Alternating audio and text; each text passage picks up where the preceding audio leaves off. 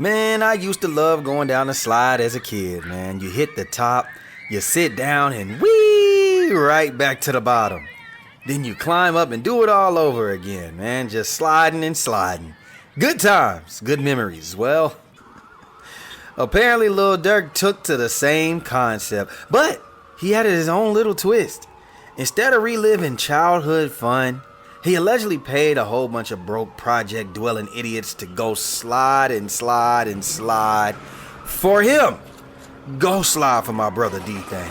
Go slide for King Von, he said, sprinkling some pennies their way for their hard work. And then, as if he were playing some twisted game of musical breadcrumbs, he left little clues in his music to link them all back to the hits. And now guess what? They're in federal custody, begging for a bond like they're auditioning for a role in Shawshank Redemption 2. Moral of the story, they gave the wrong nigga money. You are now tuned in to the LaFlareLounge with your host, IG-TheLaFlareLounge. You are watching a master at work. Lil Durk, aka Smurkio, went to court yesterday for a bond hearing, and spoiler alert, the judge said hell nah. A federal judge in Los Angeles denied his request despite Durk's team offering a Hail Mary of $2.3 million in equity from 2 homes in Georgia and $1 million in cash from Sony Music. That's a pretty package. But come on now, nobody's letting out a guy accused of having the money, power, and influence to hire some musty, dirty savages from the block to turn someone's TV off permanently. Nope, not happening. 15 times out of 10, that motion is getting denied. But hey, it wasn't all bad for Smurkio. His lawyer, Drew Finland, managed to chalk up a small W. The feds were claiming that they had matching lyrics that tied Durk to the death of Lil Pop, but Finland pulled a rabbit out of a legal hat, and a letter from a producer showing these lyrics were actually written and composed before the murder even happened. Lil Durk was denied a bond today in California federal court, murder for hire charge, where he's facing life in prison. Trial is scheduled to start in January. It went a lot better than that sounds. His attorney, Drew Finling, did a tremendous job diffusing several of the arguments that were making Durk look crazy. The government has these rap lyrics that they cite in the indictment, and they say, look, he's bragging about how Quando Rondo was on the news yelling, no, no. Drew Finling came in, and the government got a little shook up when he hit him with this. He hit him with a declaration from the music producer that said that that song was recorded months before that news story of Quando Rondo saying no, no ever happened. And so there's timestamps in this declaration from this producer showing the night those lyrics were recorded, way before Quando was ever saying no, no. The government was reeling when that broke in court. Is he a flight risk? And the government relied on the fact that on the day his co-conspirators were arrested and charged and news broke of that, he booked all these flights to Zurich and another flight to Dubai and a third flight. The defense explained what was going on there. And they bought a trip on economy because the only flight available was economy, and then he didn't want to fly economy, so they rebooked it through private. And the reason why it looked like there was multiple flights, the private jet had multiple legs, and so they just saw one leg and they thought, oh, he's going here to Dubai and he's also going here to Switzerland. No, he was going through Switzerland to Dubai. Ultimately what this came down to, however, that the government said, hey, look, we got text messages of this guy saying, hey, I don't want nothing to do with those flights. We believe he's the ringleader. It's murder for hire. He's facing life. And that, my friends, is going to be enough to get you a no bond case in federal court. If the feds decide that we're charging you with murder for hire and we're going to put the life target on you, and we say we've got text messages of you implicating you in a conversation about the murder for hire plot, that's going to be enough to get a no bond. So that was the bond hearing. I think trial will be obviously very different. I think it's pretty easy in a case like this for the government to go and get you a no bond. However, they're going to have to prove somebody did these murders, and they're going to have to prove that Durk paid for these murders.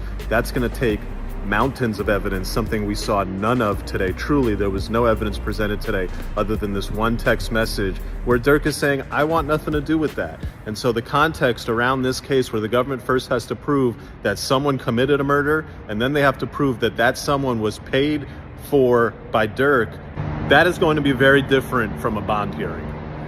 That's the thing about using lyrics in court. You can feel deep down in your soul that the rapper is talking about the crime, but proving it, whole different ball game. It's like chasing a greased up pig up a slip and slide. You might catch it, but you gonna work for it.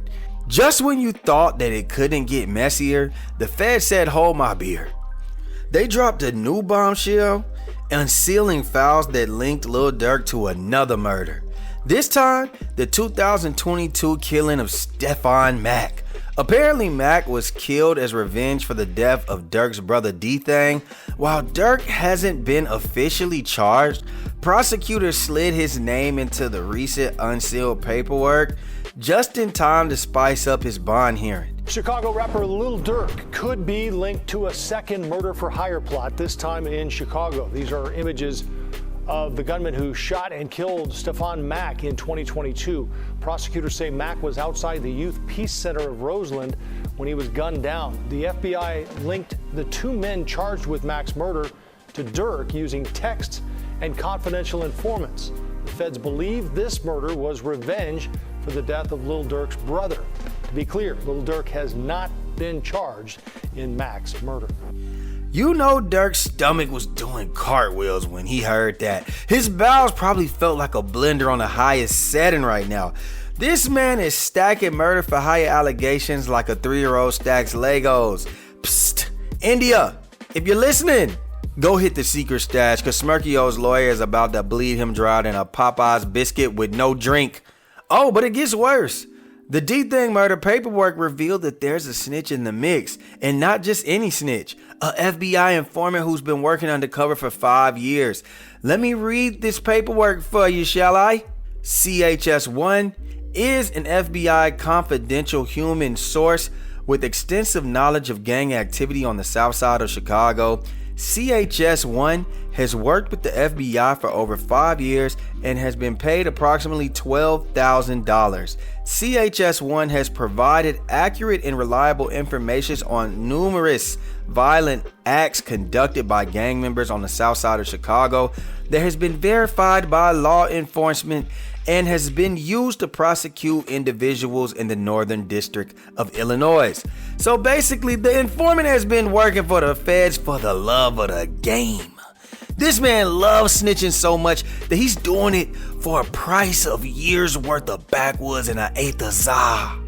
My dude is out here making $2,400 a year, probably doing one of the most dangerous jobs in the world.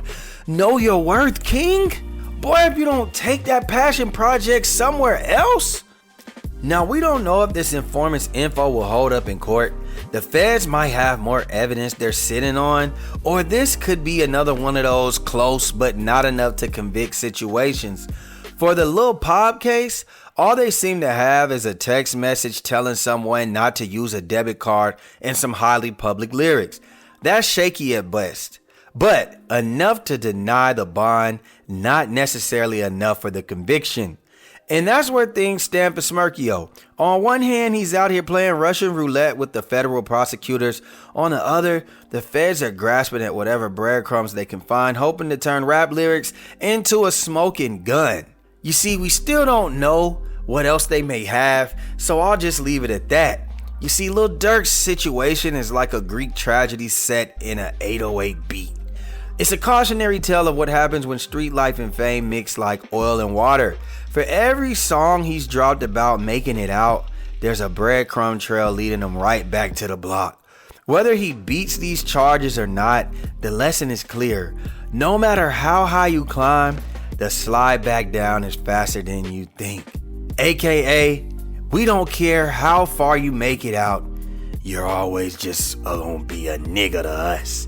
Let's just hope Smurkio has some leftover pennies because his lawyer is gonna need all of them. Meanwhile, the streets are watching, the feds are scheming, and the informants, well, they're just out here snitching for sport. Y'all be safe out here in these streets, man. Like, share, subscribe, comment, hit that notification bell. I appreciate y'all. The videos have been doing pretty well, man. Let's keep up the good work.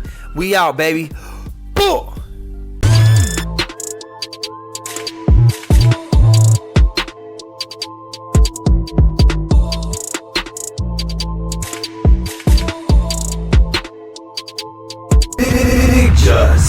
IG-TheLaFlareLounge. It's him.